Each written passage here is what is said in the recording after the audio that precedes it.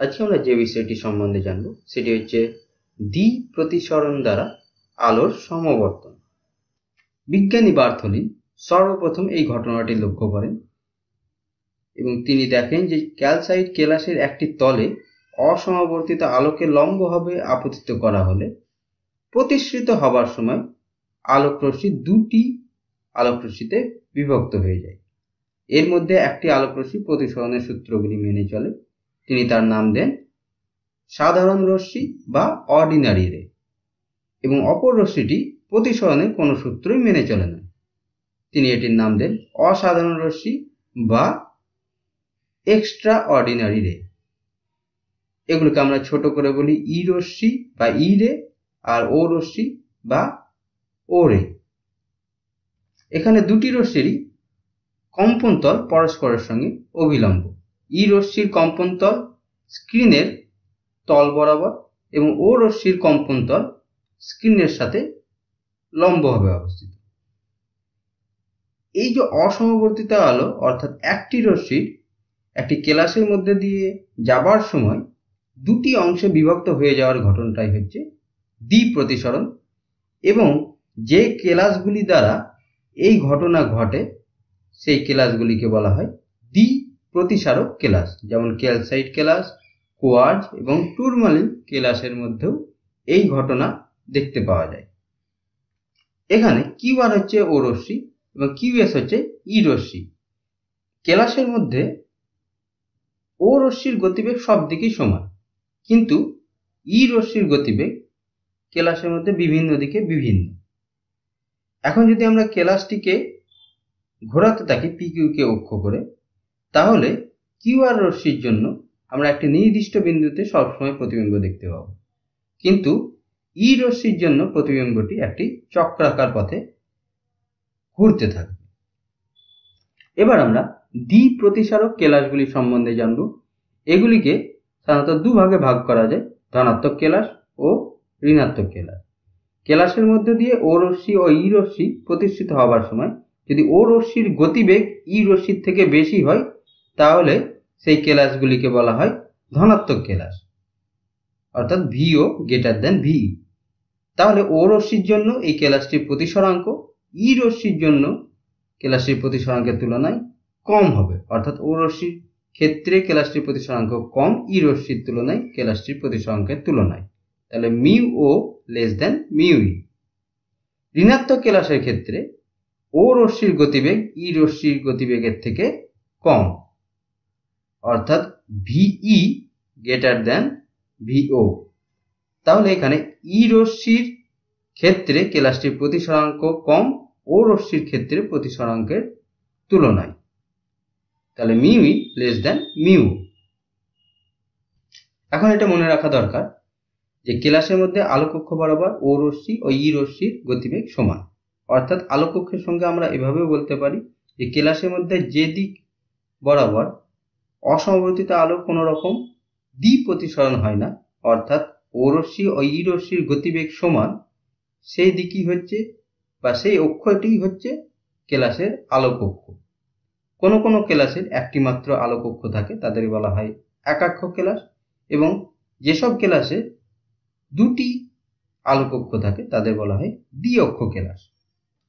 এবার আমরা দীরাবর্ত পদ্ধতিতে কিভাবে আলোর সমবর্তন ঘটানো যায় সেই সম্বন্ধে জানব।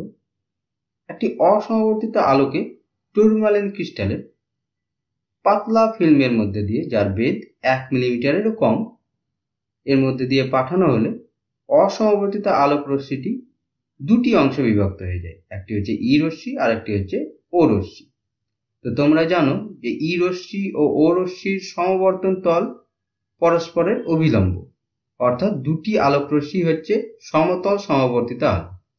এখন কেলাসের মধ্যে দিয়ে যাবার সময় ও রশ্মি পুরোপুরি শোষিত হয় এবং ই রশ্মি কেলাস থেকে নির্গত হয়, অর্থাৎ আমরা নির্গত আলোক রশ্মিটি যেটি পেলাম সেটি হচ্ছে ই রশ্মি এবং এটি হচ্ছে সমতল সমবর্তিত আলো।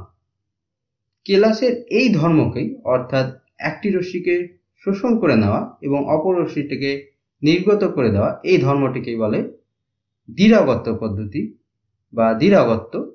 এবং এই কেলাসগুলিকে বলে দ্বিবর্ণ কেলাস। এবার আমরা জানবো পোলারয়েড সম্বন্ধে। তো পোলারয়েড হচ্ছে সমবর্তক ফলক বা ফিল্ম, যার সাহায্যে আমরা খুব সহজেই সমবর্তিত আলো উৎপন্ন করতে পারি। তো এই পোলারয়েডগুলির কার্যনীতি নির্ভর করে দৃঢ়াগত্য পদ্ধতির উপর। একটি বিশেষ ধরনের ফিল্মের উপর ছোট ছোট দ্বিবর্ণ কেলাসগুলিকে এমনভাবে বসানো হয় যাতে প্রতিটি কেলাসের আলো কক্ষগুলি নিজেদের মধ্যে সমান্তরাল হয়। এর ফলে যখন অসমবর্তিত আলো এই ফিল্মের উপর এসে পড়ে তখন দ্বিবর্ণ কেলাসগুলি দ্বারা আলোটির দ্বিপ্রতিসরণ ঘটে এবং কেলাসগুলির মধ্যে একটি শোষিত হয় এবং অপরটি নির্গত হয় এবং নির্গত রশ্মিটি হয় সমতল সমবর্তিত আলো। পোলারয়েড ফিল্মের ব্যবহার সাধারণত উন্নত সানগ্লাসে কাচের পরিবর্তে করা হয়। এছাড়াও গাড়ির হেডলাইট, জানালার স্ক্রিনে এবং ত্রিমাত্রিক সিনেমা তৈরিতে পোলারয়েড ফিল্ম ব্যবহার করা হয়। এবার আমরা দ্বৈত প্রতিসরণ সংক্রান্ত বিজ্ঞানী হাইগেন্সের তত্ত্বগুলি সম্বন্ধে জানব। তো তিনি বলেন, কেলাসের তরঙ্গ মুখ আপতিত হলে এর মধ্যস্থ যে কোনো বিন্দু দু প্রকারের গৌণ তরঙ্গের উৎস হিসাবে কাজ করে, একটি সাধারণ রশ্মির জন্য আর একটি অসাধারণ রশ্মির জন্য। দ্বিতীয়ত তিনি বলেন, সাধারণ রশ্মি বা ও রশ্মি প্রতিসরণের উভয় সূত্র মেনে চলে। তাই ও রশ্মির জন্য ক্যালসাইট কেলাসের প্রতিসরাঙ্ক মিউ ও হলে আমরা লিখতে পারি স্নেলস ল থেকে মিউ ও সমান সাইন আই বাই সাইন আর ও, অর্থাৎ আর ও হচ্ছে এখানে প্রতিসরণ কোণ ও রশ্মির জন্য। এই সাইন আই বাই সাইন আর ওর অনুপাত সবসময় ধ্রুবক হবে। তাই ও রশ্মির গতিবেগ কেলাসের মধ্যে দিয়ে সব দিকেই সমান, অর্থাৎ ও রশ্মির জন্য যে তরঙ্গ তল সেটি হবে গোলাকার বা উপগোলক। যদি এটি আলোকক্ষ হয় কেলাসে তাহলে তরঙ্গ তলটি এই ধরনের একটি গোলকাকার হবে ও রশ্মির ক্ষেত্রে।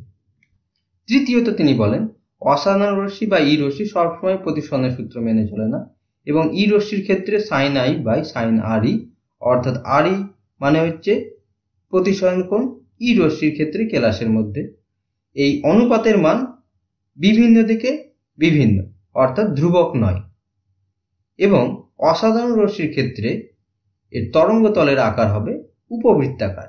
যদি এটি আলোকক্ষ হয় তাহলে তরঙ্গ তলটি হবে এই ধরনের, বা যদি এটি আলোকক্ষ হয় তাহলে তরঙ্গ তলটি হবে এই ধরনের।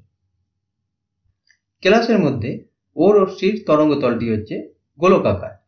ধনাত্মক কেলাসের ক্ষেত্রে ও রশ্মির গোলাকার তলের মধ্যে ই রশ্মির উপবৃত্তাকার তলটি থাকবে, কারণ ই রশ্মির গতিবেগ ও রশ্মির গতিবেগের তুলনায় কম।